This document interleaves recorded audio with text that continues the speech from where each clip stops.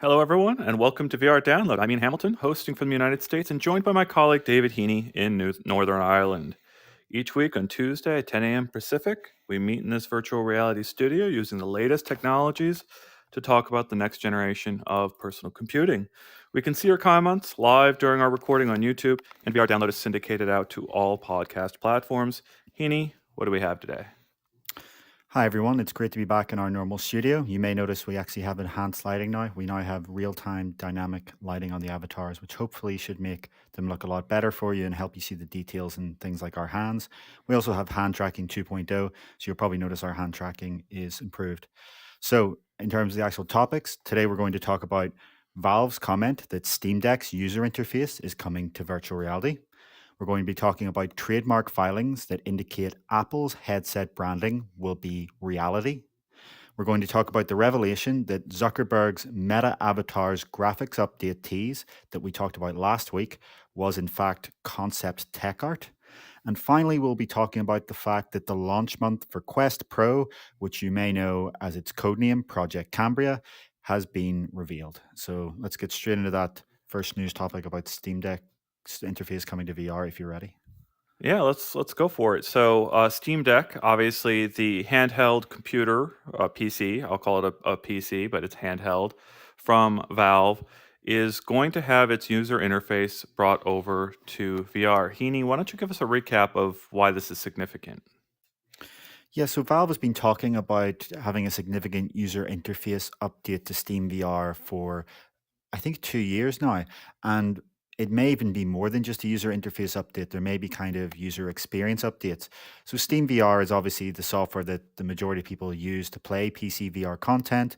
If you're using your Quest via Link or virtual desktop, or if you're using a native headset like a HTC Vive or a Oculus Rift S.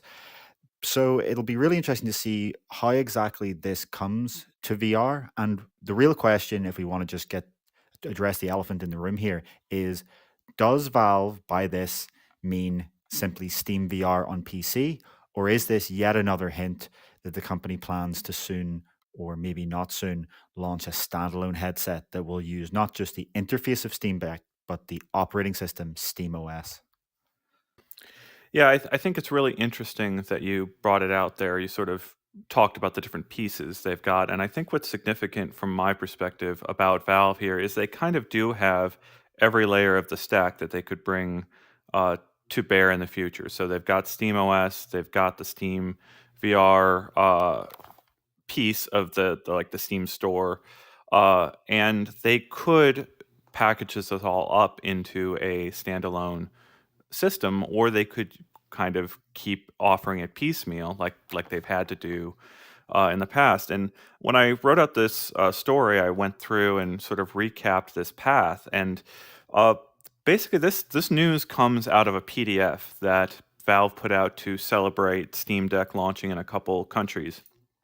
And that document recaps this path from basically them being a game maker company. That's all they did back in like the 90s, I think, or maybe they basically transformed in the early 2000s into the creator of Steam. And as soon as they did that, they became an entirely different organization, right? They've got this kind of cash cow system that just keeps delivering them money because at the time, in the early 2000s, it was incredibly difficult to get updates for your multiplayer games. And Steam is just the go-to place now over the last 20 years to go and get your content out to millions of gamers out there.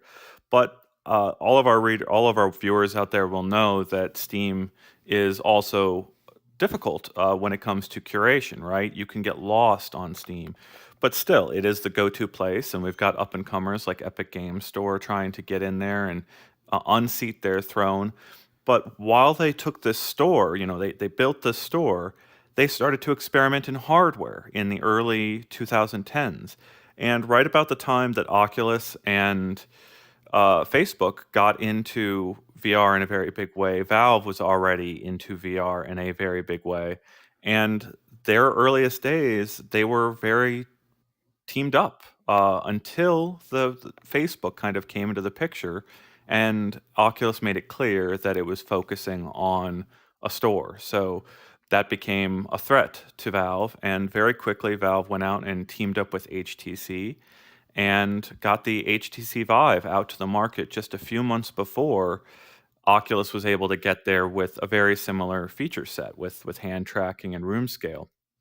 And this it's fascinating in my head to think of this evolution of these companies parallel to each other. Valve is a private company. They're in Bellevue, Washington, so they're privately organized, so you can't go to their quarterly earnings. There's basically no public relations presence at all for the company. When they're ready to announce something, they announce it. And so we basically have one mention of, or two mentions of virtual reality in this PDF that Valve put out. And that single mention alludes to this idea that they're going to take the work that they've done for the Steam Deck and bring it over to VR. And it makes perfect sense because the Steam VR interface has lagged a lot of what else is out there, right, Heaney? Yeah, and so this idea that Valve's going to take the concepts that they've used with the Steam Deck and bring it to VR isn't new. Valve has talked in the past when asked by interviewers, they've said that what they've done with that mobile processor, that laptop style processor, is very relevant to their future plans for virtual reality. We've seen a lot of evidence leak and been found by data miners such as Brad Lynch, sadly as Bradley, showing that Valve is working on a headset codenamed Deckard that seems to be getting further and further along in its progression. So it will be really fascinating to see how does this come together as a product and what sort of place would it start to take in the market. I think it's very interesting to note, by the way, just on your kind of history of Steam when you were talking about the early 2000s, that Steam was actually very poorly received at first. PC gamers hated the idea of having to use a separate piece of software to and have to make an account to play games such as Half-Life 2. They really, a lot of people at the time said, "Oh, I didn't need an account for Half-Life. Why do I need one for Half-Life 2?" So it's fascinating to see, from my perspective, how these kind of trends in what a core audience detests can change over time to be such a reversal to today, where Steam is, almost universally a loved product. You're muted. Yeah, it's interesting to talk about a loved product because it's a hated product too, right? There are still people. There's plenty of people out there that can't stand Steam, and even its approach to curation or lack thereof is both loved and hated as well. So you can get your stuff on Steam pretty easily on the grand scheme of things, but then also making it stand out is incredibly difficult. And so it's constantly in this love hate relationship with a lot of people. But the other piece of this that I think is interesting is I think it's Proton. Is that the name of their software layer for translation of graphical services on Linux? Is that right, Heaney? Yeah, for bringing Windows apps to Linux. Yeah, so they've got this work basically so that people who have a lot of games that run on Windows could ditch Windows if they wanted and still get their games on a Linux OS. And Steam OS is based on Linux. And you've got these dueling approaches here where Valve has done a lot of work to get this operating system up and running, to let gamers be untethered from their dependencies on other pieces of software. And that's running parallel to all this work that Meta and Facebook were doing to get the Android operating system up and running for VR. And so there's all these devs putting all their work into the Android APKs, getting those out to a lot of people via standalone systems. And then there's all these people that are putting their games out on Valve's Steam. But we've heard it and we've seen it in our developers and our audience that we talk to that people think or see Steam as lagging, that the new content has stopped flowing in the same quantities or at the same production values that it did a few years ago because of the number of standalone VR headsets that have gotten out to the market. It's drawing a lot of attention to standalone. But I think, do you think we will see Valve confirm anything more on its standalone efforts before they're sort of ready to announce a product? Well, some people take the view that the findings that people find in the Steam VR files and firmware files for things like the Lighthouse that indicate this headset called Deckard coming are intentionally put there by Valve. And this is being a kind of long term theory of people who are investigating Valve's actions, that they, rather than teasing things publicly, they leave little clues in the files so that the hype for these products builds up over time without them having to kind of be beholden to their own public statements. But I do note, I would note that if Decker does come along and it is a standalone headset, even if it's using a PC style processor like in Steam Deck, it's probably the content it runs will probably be a lot more similar to what you find in a Quest than what you find on a 500 watt $2,000 PC, simply because of the fact that it has to be in a portable form factor and run on a battery. So yes, they will have the advantage of being a PC operating system if they use SteamOS. So you can bring across Linux apps, you can use Proton to bring across Windows apps. But from an actual performance perspective, developers would probably still be doing a lot of the same work that they're doing when they're porting to standalone systems like Quest and Pico. Any comments out there that we want to respond to? And I think my list of topics is a little mixed up, so you're going to have to remind me what we've got next up. But next up, we're going to be talking about the Apple filings. There was just a few comments I was going to address on our avatars. People are asking. I think, stand by. I'm not able to actually scroll through on my tablet here. Uh, Alyssa was asking, it would be cool to be able to sit inside our studio while we do the weekly update. That is something we are working on and plan, so stay tuned for that. Artful asks if our avatars had teeth beforehand because they seem quite pronounced. The answer is yes, but we weren't doing real time lighting, so you wouldn't be able to kind of see the Yeah. details in the avatar. Everyone's noticing your nose. Did your nose change from the like? Did you do anything to that avatar prior to? It's just the same nose with different lighting. No, it's this. I haven't edited my avatar at all. So either Meta has updated this nose server side to look different than it did before. Maybe they've updated all the avatar noses, and that's something that they kind of can load in dynamically without apps needing to update. But I don't know. It may just be the lighting. And OpenXR, I just want to add the OpenXR comments. Valve is a very big supporter of OpenXR. They were one of the earliest supporters, along with basically it's an industry wide effort. But Valve did sort of alert devs that they should start supporting OpenXR going forward. And Facebook was out there early in sort of deprecating the Oculus API in favor of OpenXR, but Valve is there too as well, right, Heaney? Yeah, so OpenXR, it makes it generally easier to port between all these systems so that there's going to be much less platform specific code for future VR developers to have to worry about. But at the same time, if you built an app for Android standalone systems, there's going to be a lot of, well, not a lot of work. There's going to be a decent amount of work in making that then suitable for PC-based systems. But generally, if you're using an engine like Unity or Unreal, that's a lot less work than it used to be, but it's still non-trivial if you're doing anything low level or interacting with the operating systems, media APIs or anything like that. But in general, I think OpenXR continues a positive trend in the industry that back in the days of 2016 when the Oculus Rift and the original Vive were out, it was a lot more work to make uh, apps that worked well on both platforms than it is today. Let's talk about these trademarks now, the Apple Reality trademark and that terminology. Heaney, why don't you walk us through what we actually know for sure about these trademarks, and then we're going to have a probably a pretty lively discussion about kind of the direction here and what it means. Yeah, so Apple in the past has been known to use shell companies to file trademarks in advance of products that haven't been announced yet. It's something they're on record of doing for Mac OS yearly updates. And it's something that they actually did in May, and we talked about on this show when a shell company linked to Apple filed for the trademark Reality OS. And if you've been following our show or our coverage, you'll know that Reality OS was first reported by Bloomberg all the way back in 2017 as being the name of the operating system Apple is working on for its headset. And back earlier this year, at the start of this year, that Reality OS was found in Apple App Store upload logs, and it was also found in an Apple GitHub repository. So we have, direct references to this operating system as being a thing in Apple's own code. So fast forward to this week, and we have a new report from Bloomberg noticing that another shell company with links to Apple has patented these, sorry, has not patented, has trademarked these three phrases: Reality One, Reality Pro, and Reality Processor. So this is heavily indicating that the Apple's brand for its headset will be Reality. Now, it's interesting that we see Reality One and Reality Pro. These seem to be two contenders for the product name.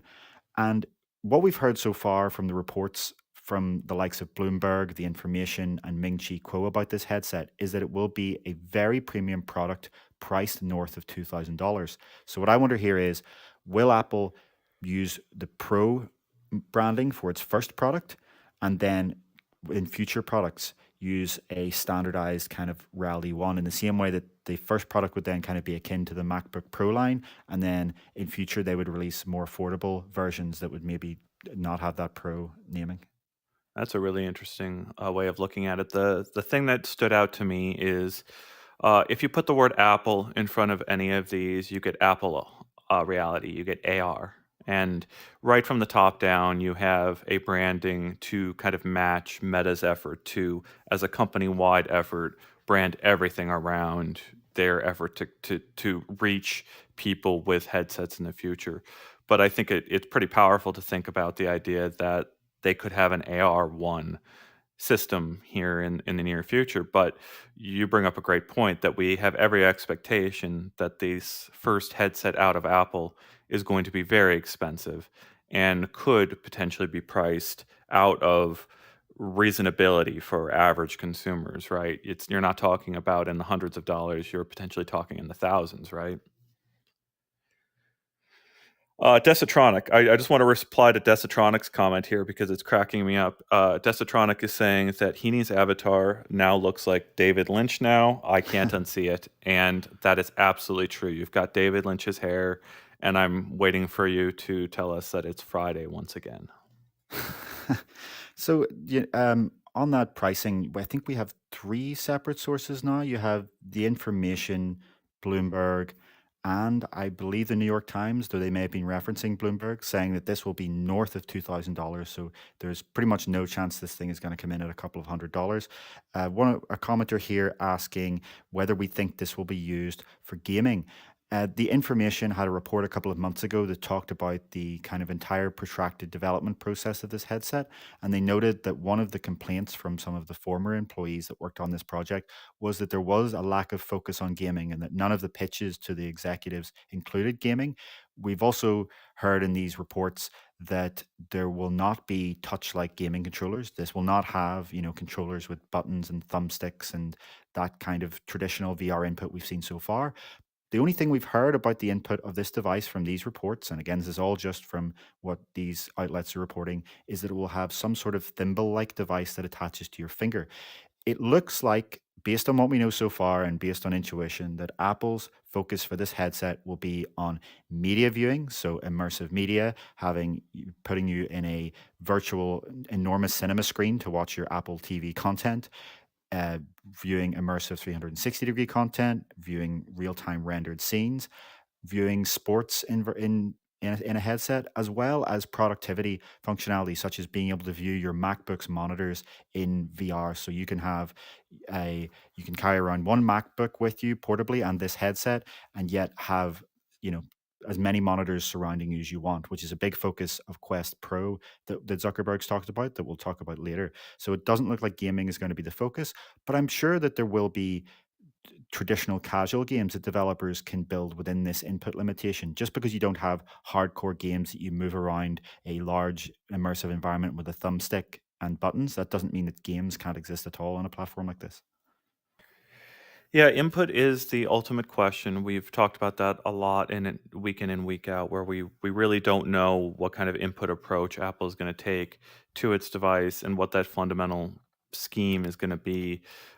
There's, of course, the lack of haptic feedback on your fingers is a huge problem for a lot of people, and you can only get so much from clicking your fingers together, right? You get a little haptic effect when you do that, but it's not the same as something pushing back against your finger in the same way you might on a touchscreen.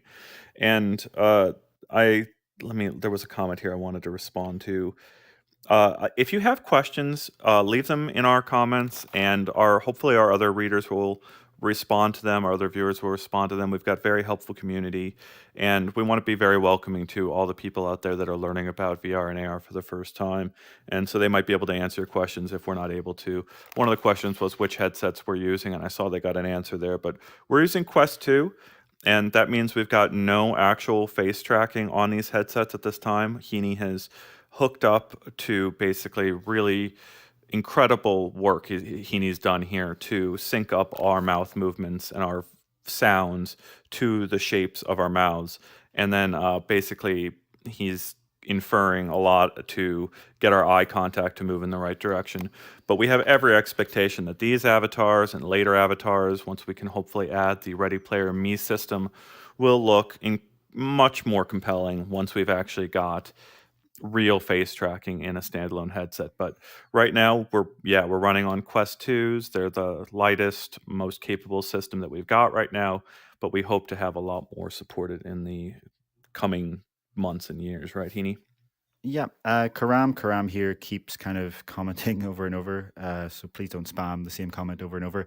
That Bloomberg's last report mentioned that Apple's headset will support games, and like I just said, if you don't have gaming is not just hardcore games. If you look around the world at how technology is used for gaming, the vast majority of gaming is what core gamers would call casual games. It's the kind of games people play on their iPad, on their smartphone, in many cases on something like a Nintendo Switch, or even on a laptop in a web browser, or on, games that don't require a powerful 3D graphics card at all. That's Gaming for most people in the world does not mean navigating around a AAA immersive environment with a thumbstick. So if you don't have that thumbstick, you can still have games, but it's probably not going to be the same kind of games that are selling PC VR headsets or even Quest 2s today if it doesn't have an input system that's designed around that. But the mixed reality focus of this headset, one of the things that's being reported over and over again is that this thing will have high resolution color cameras for advanced mixed reality that can make your room the setting of content. Means that you'll likely have games that exist within your own play space that you won't want to or need to move around a thumbstick in those games because your couch will become a sandbag that you crouch behind and can shoot over or something like that, or the enemies will come flying in your windows or smash through holes in your walls, or break down a virtual door that's placed where your door is. Mixed reality opens up all of these ideas without even having to have a way to locomote around the environment. I think I don't want to derail us too much, but I think about the terminology wars, right? Every terminology, every kind of R is out there: XR, MR, AR, VR. Any consonant you can put in front of any vowel, any letter you can put in front of R has been put in front of R. And we run UploadVR.com. Our channel is UploadVR, and we know that Apple has been aiming for this big moment when augmented reality is going to be big. So Tim Cook, the CEO of Apple, has repeatedly on the record referred to the potential of AR and augmented reality. And we know Mark Zuckerberg and Meta are aiming for augmented reality long term. They want to get to the glasses form factor for AR over the long term. And then, of course, we've got HoloLens system over at Microsoft. There is a collective assumption that long term, glasses you wear out into the real world most of the day are the end all be all goal of personal computing, so to speak. Maybe we get to contact lenses sometime after that, but for the next few decades, there's a target of all day wearable AR glasses. But we've referred to this again and again on our show where you can't have a system that completely blocks out the outside world, which is what a VR headset does functionally. That's how the optics work. Blocks out the outside world, simulates a new world inside of your display, and then maybe pipes in a camera feed from the outside to layer in the physical world back on it. Well, that's an incredibly powerful system for indoor use, and everything we've seen is indicating a very good path there over the next 10 years to do VR more and more impressively indoors. But with this layer in between, this display layer, you don't have transparent optics on these systems. And, you know, I hate to boil down this to just marketing terminology when at the end of the day, it's going to be what these devices do for the end user that determines who the winner and the loser is. But we did just see Facebook completely rebrand itself from the top down to ready itself for this upcoming push. And I just think, are we going to have a lot of ugly wars in the next year over the terminology again? Is it going to get even worse, Heaney, some of this battling over terminology? Yeah, it's clear that Apple is going with augmented reality when it comes to content that is positioned in your real environment. There's literally a page on Apple's website just called augmented reality that talks about its use cases for the iPhone and iPad. When Tim Cook was interviewed by that Chinese outlet a few months ago that we talked about, he was hinting at the headset, vaguely hinting at it while talking about the topic of augmented reality. And so the question I think that some of the commenters have brought up here is how is Apple going to refer to VR? Because I don't think it's something that we've heard, unless I'm wrong, I don't think it's actually something we've heard Apple refer to in the context of any of its products. And some people are suggesting here that Apple might call it simulated reality to try and go for its own kind of branding. And that's something that I could really see happening. Apple may want to distance itself from Meta and try and do what it always does and come up with its own terminology, as you mentioned. And simulated reality could be a context. But at the end of the day, the terminology really doesn't matter. What matters is what these devices can do for people. And as we've talked about before in this show, yes, those outdoor glasses that you can wear down the street are the end goal. But before then, and even while those glasses are a thing, there's going to be this separate class of device that you wear in your house. And headsets and glasses will be these two kind of distinct product lines that perhaps run similar software when it comes to the augmented reality content and perhaps have a lot of the same general architecture from being a wearable device that has a processor on your face, but as you mentioned, have very, very different optical systems where when you don't have to have the device be see-through, you can provide a much wider field of view at a lower cost and don't have the issues of making objects seem fully opaque. And you can kind of transform your environment much more than you can with an AR headset. Some people are saying here, for example, that they don't want their room to be the scene of a game because it's not particularly interesting, but it wouldn't really be your room. It would just be the geometry of your room. If you have a mixed reality headset like this with cameras, and if the software and the processor is advanced enough, it can reskin your entire room and add details that aren't really there so that it's only the shape and size of your room. Everything else looks completely different. Seeing some great comments out there. Thank you, Alyssa, for encouraging people to hit the like button. Yes, please like, share our show out. We do try to be a place that is accepting of all new voices, and we want to make sure that we're able to help out anybody out there that we can. And the comment from Chris Richardson is Upload considering changing over to using Pico headsets for the show? That would be a true measure of how likely new headsets are to make a mark, and you would report on your own use case. What do you think of that, Heaney? So right now, Pico isn't available for consumers in the United States. It's only really the Pico Neo 3 Link is only a beta project in Europe. If the reports about Pico 4 are accurate and it is going to be a wide consumer launch that ByteDance is serious about and it's available in the United States, we will definitely prioritize making sure to support that headset. And whether we use it will probably just be based on what headset I have charged at the moment when we come in. If we were using one headset and then we have the other, I doubt we'll have a particular preference unless there is a significant hardware difference. If the reports of Pico 4 being slimmer and lighter are true, and if it happens to have hand tracking, I'll probably use it over Quest 2. But then the question is, which would I choose to use personally over Quest Pro versus Pico 4? Who knows? It really just depends on how those devices end up being, which one's more comfortable for my personal head shape. And if we support both devices, then I guess each staff member and each interviewee we have in the studio can just make their own decision on that. You're muted. You are muted. Okay, sorry. Heaney's got a little button here on my tablet, and I have to push my finger through it. I want a better button there, Heaney. I'm sorry. Yeah. So, what was that video you were showing up there, Heaney?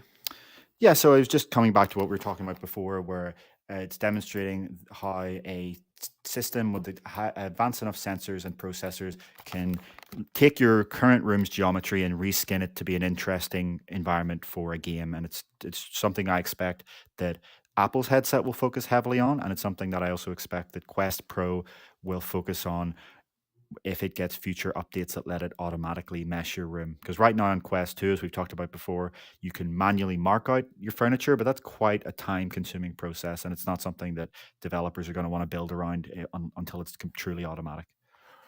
Yeah, and there are some features in the Apple iOS system already for room mapping, right? There's some significant features there for recognition of objects in your room, even humans. I've one of my first real life use cases of augmented reality is to use the Measure app on iOS, and they have built-in human detection to basically measure the height of people, and it's become a go-to way to check on the height of my kids, family members, and it's like, "Oh, wow, you've grown so much." And you just pull out the phone and immediately know exactly how tall they are since the last time you saw them. And like that's the way AR is slowly integrating itself into our lives. Amazon has the ability and has had the ability for years now to put an object into your room and see how it sizes with your world. But the thing we come back to again and again, Heaney, is what is the advantage of the Apple system versus other systems? And they're going to have a integrated system from the top down that's going to take a couple of years for Meta and others to potentially catch up to. So there are potentially a lot of benefits from having other devices in the Apple ecosystem with the Apple headset. It could be next level. I will mention that Apple has an event coming up on September 7th. They called it Far Out. That's the verbiage there. There's been discussion again and again at every single Apple event. Is this going to be the event that they're going to actually show off the device?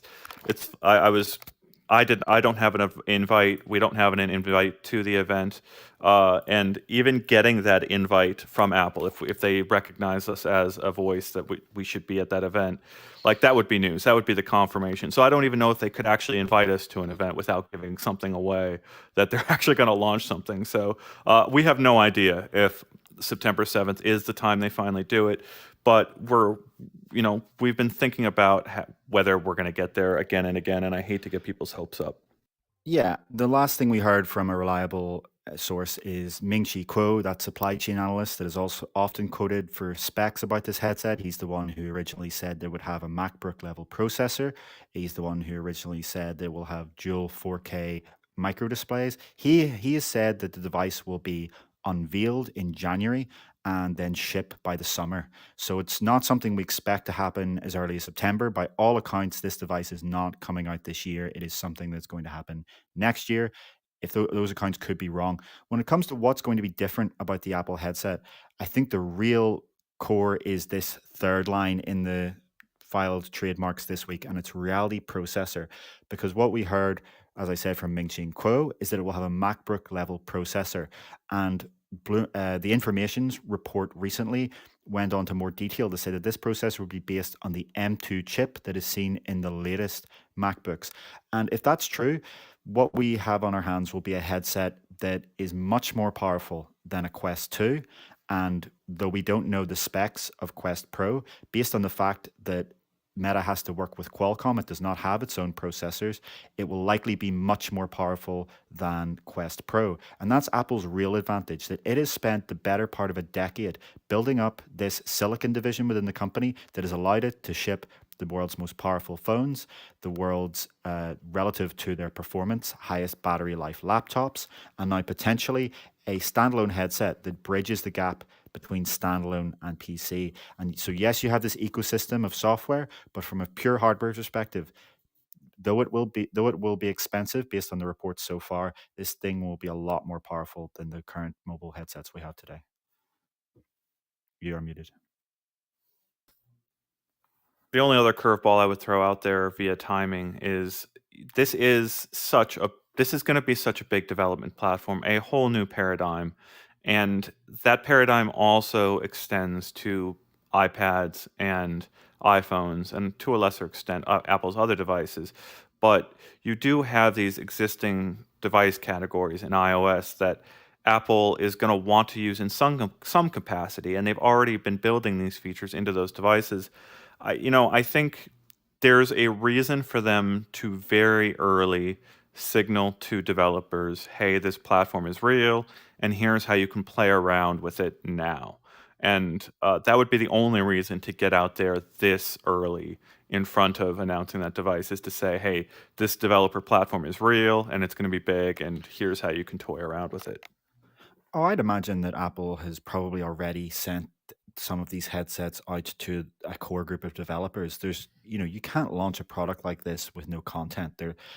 But I have Quo to seems disagree with that. Like this is they invite developers to Apple headquarters when it's time to develop for a new platform, and they don't want a repeat of an iPhone ending up in a bar for this. Like, I think they probably keep it behind closed doors still, but well maybe I'm for the wrong. maybe, but for the iPad, it launched with content the developers were given. Then again, obviously that was sort of just a variant of iOS. It just seems, how do you launch a system like this in reportedly less than a year without giving developers access to the hardware? Do you tell them to build for Quest 2 and then sort of start to port later? Do you tell them to You build build for for iPhone is what I'm saying. Yeah, but you that's you can't you, build. you can't build an applications designed for a headset on an iPhone. It's just not the same. You can't get the real feeling of using No, your hands and this thimble controller that's being reported and working, moving, rocking around a room, but while looking through a little rectangle in your hand. They would be at such a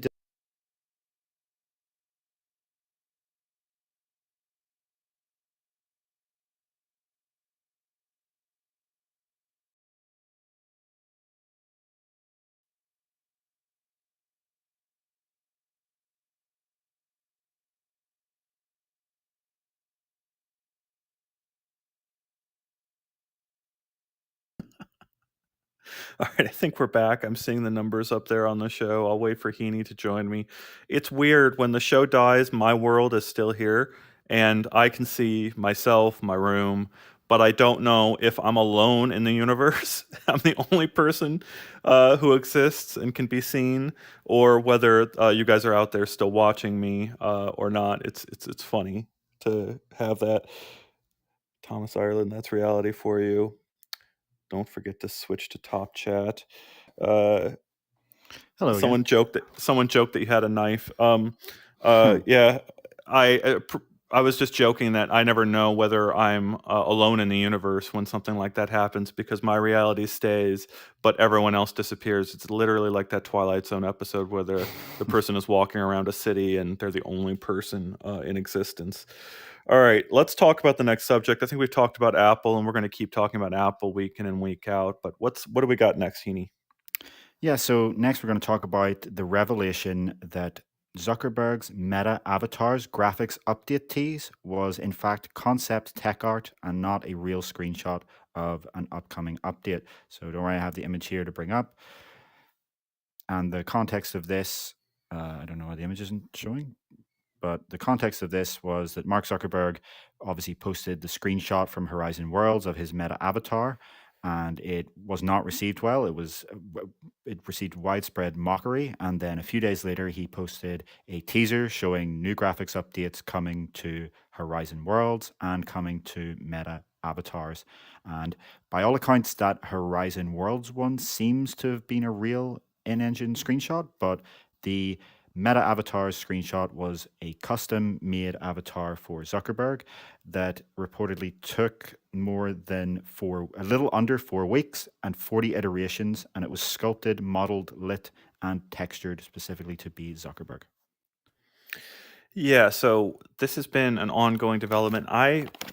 We try to decide what our audience needs to know about, so we sort of pick what articles are worth writing about, and almost every update that Mark Zuckerberg puts out about VR or the metaverse gets blown up by some news outlets out there.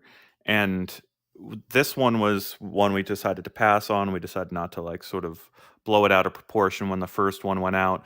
But I had never seen quite a reaction of the scale that we saw for that first Horizon avatar, right? That just visceral reactions of hatred for these They called it the meme that sort of stuck in my head was talking about the Jaws guy saying that the avatar had cold, dead eyes, just like a shark. And then we saw this second image come out, right? And some more news covered this updated avatar, and we picked up and decided to cover this image once it hit the internet and showed this other view of Zuckerberg. But the thing here, Heaney, is I'm seeing it in our comments. These avatars are ever so slightly creepy, right?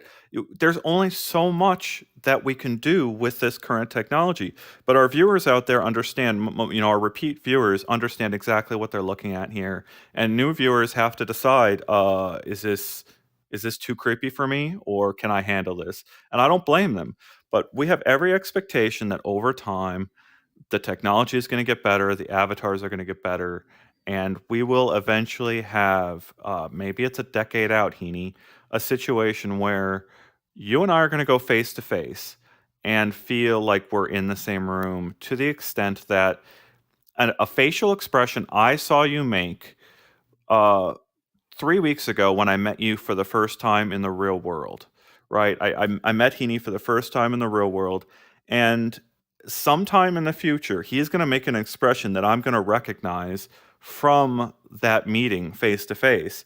And I will feel as if we are face to face, one to one, exactly like it was when we met in the physical world. It's just going to take a lot of development and a lot of progress on a lot of axes to get there. But even go watch our show from 2 weeks ago and compare it to now, and there are significant improvements to what you're seeing. And if you go watch, I can't watch the shows that we did a year ago, Heaney. I had to go do a VR chat. I did a VR chat tour, and I went and looked at the Rift Home avatars, and I never felt more comfortable looking at myself in an avatar before because they still have those really grotesque avatars from a couple years ago. Like, I want to forget that those avatars ever existed, and it's going to be like that for even these avatars. We're going to move forward, and it's going to be hard for us to look back at these avatars. But the thing about this image, Heaney, is how likely is it that we're going to be using avatars like this before year's end? So before year's end, I think is unlikely by any case if this is something that is still concept tech art. So the distinction we're making between concept art and concept tech art is that the LinkedIn post that revealed what we're talking about, that this is not in fact a real screenshot of the upcoming avatars update, did reveal that it is running in real time. It didn't say what hardware it's running on in real time. It could be a PC, but presumably that means it's running in real time on either a Quest 2 or a Quest Pro. The thing about avatar design, VR avatar design, that a lot of people don't really appreciate until they see it done badly is that you may, if you've never thought about this, just think, why don't they just have a photorealistic avatar? We all play video games where there are very, very realistic characters that are animated. They talk to us, they're in all sorts of kind of campaign single player games. You have these highly realistic human beings. The problem is that those are driven by facial capture rigs that cost something like $20,000 or $50,000, where the actor has this entire motion capture suit on. They have this giant rig attached to their face, and then an animator has to go in and spend hours and hours to correct the tracking on that facial capture rig to get the final result you see. VR avatars have to be driven in real time by the sensors that the headsets have. And consumer headsets today have no form of face tracking. My mouth is that you see on my avatar right now is just a machine learning model taking the microphone input and trying to decide what does the mouth probably look like. My eyes are moving because I, as a developer, have assigned each object in this room a gaze priority, and another machine learning model is trying to decide which object is it that I'm most likely looking at. Quest Pro, and by the reports, Pico 4 Pro, will bring face and eye tracking to consumer standalone headsets this year, if those reports about Pico are true. So we will then be able to get a higher fidelity tracking input. The problem is if you take a realistic graphical avatar and try to drive it with a headset that has no form of face and eye tracking, it will just look like a creepy, lifeless mannequin. Even creepier than this, it's creepier to look realistic without moving realistically than it is to have a cartoon that doesn't have enough details on the face to show the lack of face tracking. The reason that VR avatar design systems go for a simplistic look is because the tracking input is simplistic. Over time, as the hardware gives you more higher and higher fidelity face tracking and eye tracking, the VR avatar systems will get higher fidelity graphics.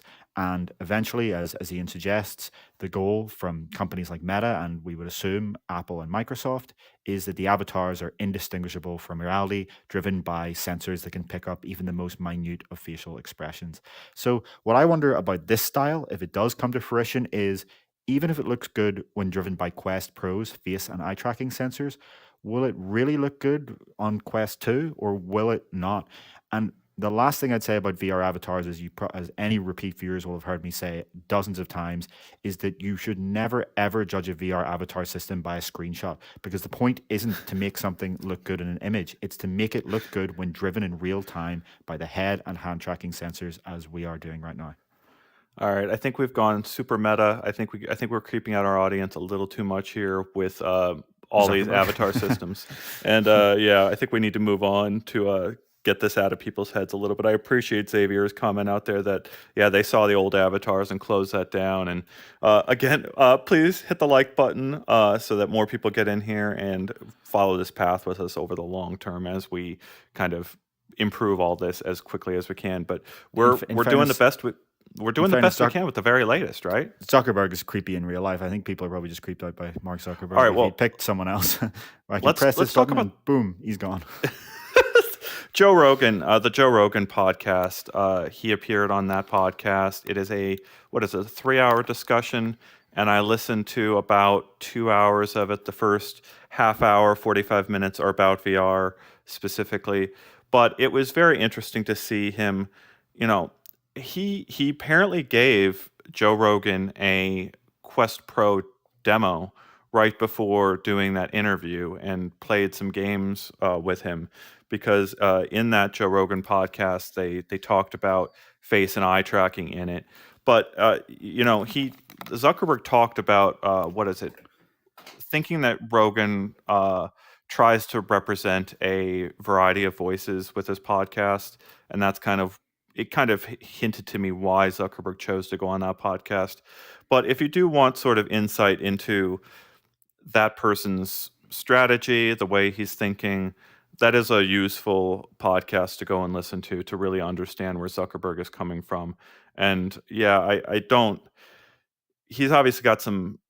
A lot of these people who are building VR and AR and all these technologies, right? They don't yeah, it's hard for them to come across as working at the same level as the general public, and you kind of have to being able to see Zuckerberg for that length of time talking with Rogan was something that they really haven't done before. Both Lex Friedman and Rogan give people the air to talk at length in extended ways, and it's one of the only ways you can get a real sense of where a person is coming from is when they're talking at length. And it's one of the things we even try to do on our show, our podcast, our YouTube channel.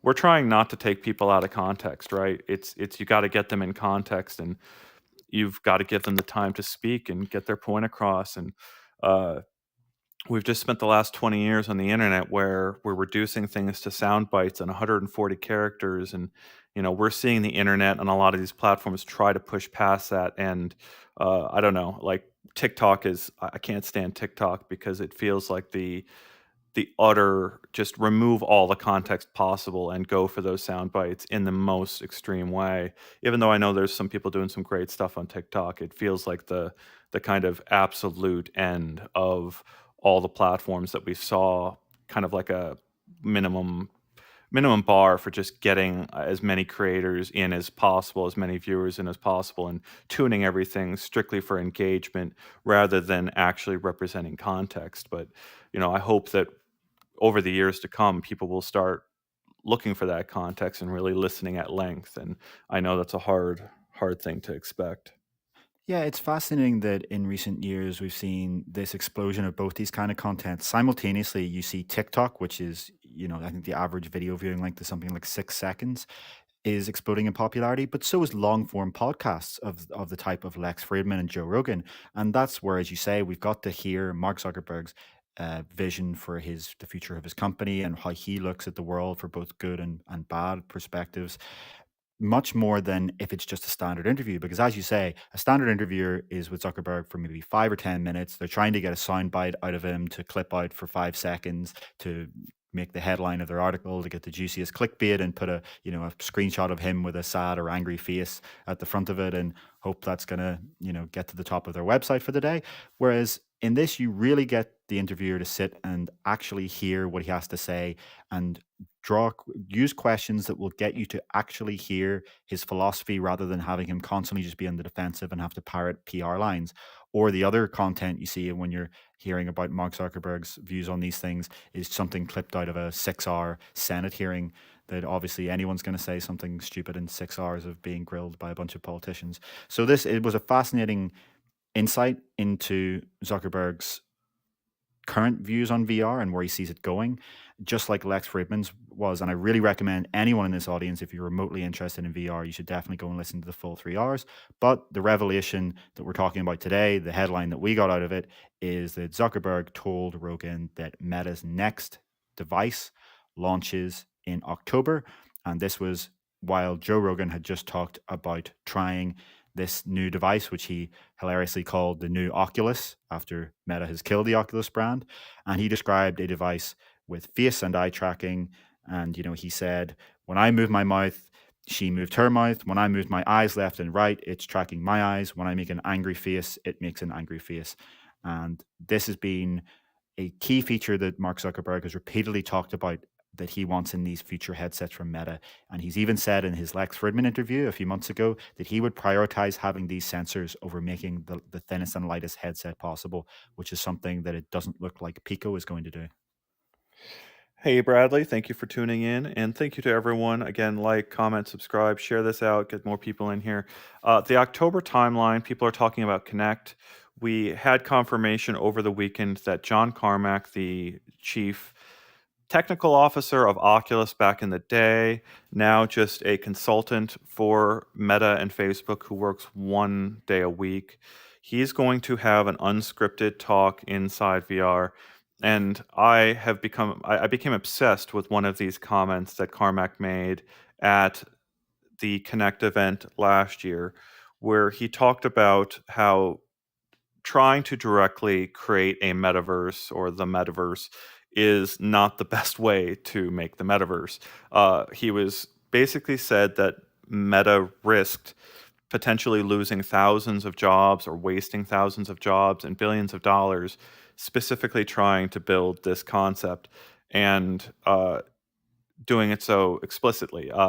Carmack has been this big proponent of mobile VR since the beginning. He was basically suggesting back in 2012, you can go and find the video, where he's talking about this concept of putting computer vision based sensors on the device and eventually getting to where we have today, this exact Quest device. And almost as soon as he clearly Meta and Facebook clearly got the right package, he was like, okay, I think I'm ready to move on here. And he started focusing on artificial general intelligence.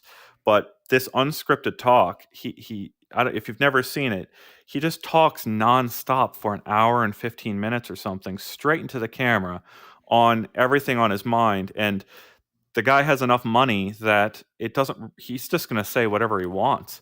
And no matter what. And I almost think that is useful to Mark Zuckerberg and the other people at the very highest tiers of that organization because they have a lot of I assume they have a lot of yes people who are scared to lose their jobs, and so it can be an echo chamber inside that organization when nobody is going to push back. And if you want someone to push back, Carmack is the person to do it. So it's really cool that he says, number one, he's going to have his unscripted talk in VR, and number two, it's going to be in VR. So this could be the first time we actually get to see what it looks like for Carmack in virtual worlds. So at every Oculus Connect I've ever been to, Carmack stands in a hallway and a group of people form around him as they just listen to him do the same thing he does in that unscripted talk where he just talks for hours and answers every question that's pelted at him. And it's fascinating to see, and I'll be curious to see how that dynamic works in VR, because last year he did his talk outside of VR and then he went inside of VR for some question and answer, but you had to be like hand selected to enter the room with him, I think, and I couldn't find a way to get into the room with him, and I'm going to be chasing him after this year's Connect. Heaney, the only thing is we don't know specifically yet when the Connect event is. I think that's another reason why I think it's interesting to think about Apple and all the other things we have lining up at the end of this year and into early next year. There is a lot of gamesmanship to be had in timing your release schedule and building the hype, and it's why I think that we could be in for some more than normal. We could be in for some surprises from Apple and other companies, just because we know that not only is Meta going to announce and launch its next headset, but they've got to give a software roadmap beyond that, and there's every reason for these competing platforms to try to get there too. Yeah, I think, the thing about Carmack is it's not only that he has FU money, that he doesn't need that job, he does it by choice. It's also the fact that he is the longest standing Oculus employee that I'm aware of. I don't think there's anyone else still at Meta that has been around for the entire journey like Carmack, not on the product team especially. Maybe there's some on the research teams, but no one that's been there and in the trenches in mobile VR. As you say, when most people thought that mobile VR was a fad or a gimmick or some sort of kind of just an off road to get people interested in VR for them to jump into real PC VR. Carmack, as you say, described back in 2012 a headset that ran on a mobile chip running Android with cameras for inside out tracking. And as some of the commenters have said here, he was wrong about input. He thought it was going to be a gamepad as the input. It turned out that HTC and Valve were right about the input people wanted. It was those two tracked controllers in a room scale space.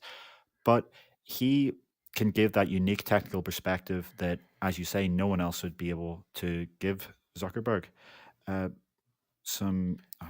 unfortunately, we can't scroll up in the comments today, so we can only really see the most recent comments. So we'll have to try and lift the headset up to read the comments that just came before. What's our next subject we got coming up, Heaney? This is the last Yeah. subject.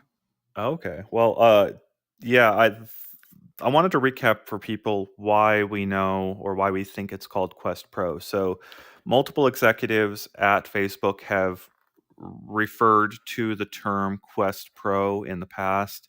I think infamously, like Andrew Bosworth, the head of basically the VR efforts initially, and then now CTO of the whole company, answered a question saying, calling it Quest Pro in the answer, basically a while back. And right now, that headset, all it's known as is Project Cambria. That's the official term. But then we also found some references in code. There have been references in code to the Quest Pro name quite recently, right?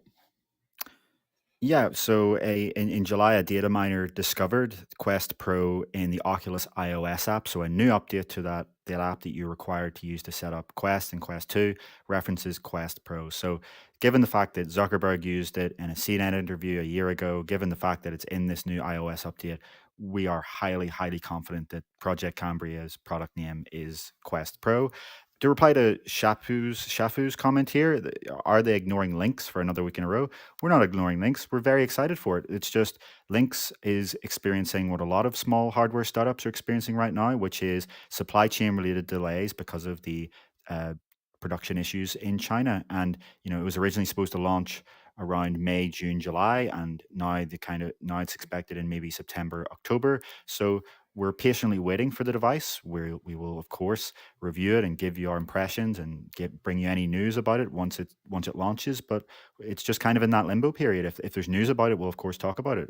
If we're not talking about something in the shown week, it doesn't mean that we're ignoring it. It doesn't mean we have anything against it. It just means we, as you probably are, just waiting for it to release. Should we talk about what we know about Quest Pro so far? Yeah, so we should recap, I guess, those basically, there's a lot of rumors, there's a lot of misinformation out there. There's people out there trying to garner the top spot on Google via various routes, and there's only so much that they've actually revealed. So, Heaney, why don't you give us that recap? Yeah, so what Meta has said about Project Cambria Quest Pro is that it will be a high-end product that's sold alongside Quest 2 for a price significantly higher than $800. It is not a replacement for Quest 2, it is a higher end alternative. It is aimed at remote workers and mixed reality early adopters, but it will run existing Quest content. It looks, as you can see in the image, to have a more balanced design than Quest 2, whereas Quest 2 is very front heavy. And Meta has confirmed that it uses pancake lenses, which enable the display to have a much narrower gap between the panels and the lenses and enable those panels to be smaller, which is what enables this visually smaller visor at the front. And it looks like the battery will be in the rear based on some of the reports so far, but that's not something that Meta has confirmed. Meta has said it will have much higher resolution cameras with color pass through and a depth sensor for mixed reality, as we talked about before, built in eye and face tracking sensors to drive avatars. A supply chain analyst, Ming-Chi Kuo, the same one we were talking about revealing the Apple headset specs, say it will have dual 2160 by 2160 mini LED panels, and an import log for Empire Development Kit suggests it will have 12 gigabytes of RAM, up from Quest 2's 6 gigabytes. And we know it's significantly priced above $800. That's the sky's the limit there in pricing. But we've got to compile all these things. We've talked about a lot of different things here, but it's fascinating to think that Carmack has been sort of banging his drum saying we should do what Quest 2 did, but even better, right? A little bit cheaper, a little bit more powerful, a little bit lighter, and that should have been the next device out of Meta from his perspective, I think. But instead, what we've seen is this effort to define a new product category, I think. And that's why there's discussion over whether the Quest name is appropriate to use with a pro level device. Is it going to come across to people that this is not the Quest 3? This is not the device that Carmack was sort of pitching them to do. This is sitting in a different category and kind of meant for a different audience than that initial low end device that's trying to get to the widest uh, audience possible. Whereas we're watching what Pico's doing, and every indication we're hearing there from Pico is that they may have gone and built very close to the device that Carmack was kind of pitching Meta to focus on. And so we've got this situation where Meta is trying to go towards the high end and define this new product category right at the time a new entrant is coming into to dethrone them in at least some Western nations. And then we've also got Sony coming up, Apple coming up, and we expected going into this year that this was going to be a defining year in virtual reality. We expected all of these platforms to be out this year, but it's all gotten pushed into next year. And that's even like, people asking us about Lynx R1, right? Even the biggest companies in the world are having to change their timelines because of the situations going on with supply and uh, actually building these devices. But we have every expectation that next year is going to be uh, this is going to be kind of a breakout year, 2023, with all these platforms uh, coming to fruition in a very real way, right? Yeah, it seems like the next year, the next 12 months is where this industry goes from being essentially entirely dominated by Meta to being a kind of thriving industry that has real viable competition. I think the real open question for me is, if you were with us in the past few shows, you'll have heard us talk about Pico 4. And from what we know about it so far, it's essentially going to be a thinner and lighter Quest 2. The question is, how will that be priced? Quest 2 has just gone up from $300 to $400. Can Pico deliver a thinner and lighter Quest 2 for the same $400? Or is this going to be something that sits in price between Quest 2 and Quest Pro as a kind of midpoint option. If it is the same price, then I think Carmack's argument about that Meta should have been focusing on just doing Quest 2, but better and thinner and lighter and cheaper, makes a lot of sense. But if it does turn out that to achieve this, Pico is going to have to be priced above it, then that opens up a space for Quest 3 to come in next year and maybe be able to deliver the same kind of experience with perhaps a newer processor at a more reasonable price. But it's going to be fascinating to see the competition here and see what do consumers really decide on. Well, yeah, I think we're ready to move towards the end of the show. Thank you all for the commenters. We've got some incredible comments out there, and want to pitch some of the stuff we've got coming up on our channel. Tomorrow, Backseat VR Developer on Wednesday. From Between Realities, we'll have Alex and Skiva playing Stones of Harlath with developer Cyril Guchard. And then I have a VR tour on Thursday with Kevin Mack of his VR chat world, Numananki. It was an incredible perspective. We love getting unique and interesting perspectives. And you, Kevin Mack is this visual effects supervisor from years making films, doing the visual effects in films like Fight Club, How the Grinch Stole Christmas. What are some of the other ones? Did Big Fish with Tim Burton. And then around 2015, he got interested in VR. But that person's perspective is fascinating to me, and I remember meeting him a couple of years ago in Los Angeles and talking with him, and he told me some fascinating things about his perspective on the world. And VR allows him to invite people basically into this imagination he's got. And that world that is going to be in VR chat, I've got a full tour, and then you can obviously after the tour go and find the world on VR chat and see some of what he's talking about for yourself with other friends. I think you should just note, though, that is VR chat for PC. As far as I'm aware, that's not available on VR chat for Quest. I didn't try running it on Quest, but I would have every expectation you should probably be on a PC for that because it's probably not going to run well. No, and I mean, VR chat has worlds that are Quest, they're PC only, and worlds that run on both PC and Quest. I'm fairly sure that world is PC only. So if you only have a Quest and you don't have a gaming PC, that's not something you can access. Yeah, so our PC VR watchers out there, I should have led with that. You're probably going to need a PC, and if you don't have that PC, maybe watch the video for that tour because that is probably the best experience. But just incredible sound, incredible sights, and he's got a really fascinating perspective. So we'll have that video up on Thursday. The premieres for both Backseat VR Developer and that tour are both already on our channel. And then, of course, come back on Tuesdays, 10 a.m. Pacific, as we dive into the very latest news. We do expect to have a very busy last few months of the year here as we get into everything. So please come back, and thank you all for tuning in. We'll see you in the future. Thanks, everyone, again. Been some fascinating comments this week. It's great to be back in our normal studio, and we will see you again next week. Hey, I can't do the Spock fingers. Like the hands are incredible, but the Spock fingers aren't working. You were trying last week as well. I don't Well, know. that was Workrooms, but you had it a little bit better in hand tracking 1.0.